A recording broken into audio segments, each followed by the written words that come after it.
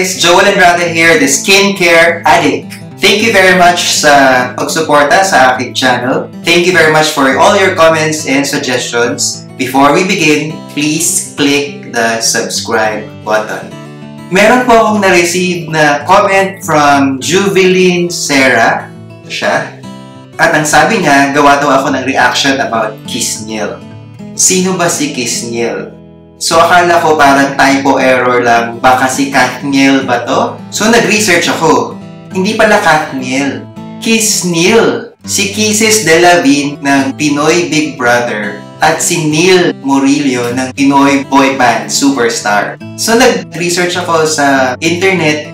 Wala naman ako nakitang mga projects. Inisip ko, teka, di ba kakalabas lang ni Kisses? First runner-up siya sa Pinoy Big Brother, Lucky Season 7. Tapos si Neil naman ng boy band PH, di ba kakalabas lang nila ng album? So busy sila sa tour. So talagang parang wala yatang pagkakataon na nagkita sila. Pero may nakita akong picture na magkasama talaga sila. Ito.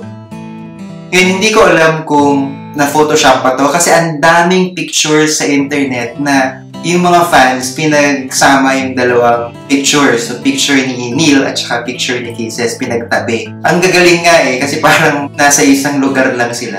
Pero ito ba, hindi ko alam kung legit to. Nakuha ko yan sa site ni ChanXM. So, in short, hindi ko alam kung nagkita na talaga sila o hindi pa. Ang pwede kong gawin, magtatanong-tanong ako sa mga kaibigan ko kung meron ba silang upcoming projects. At once meron ako nabalitaan, babalitaan ko kayo. Tapos, pag may nabalitaan din kayo, balitaan nyo rin ako. Balitaan tayo. Okay? Si Kisses, 17. Si Neil, 18. Pwede. Kung babata pa nila. Pero why not? So this is it for now. This is Joel and Rada, the skincare addict, signing out.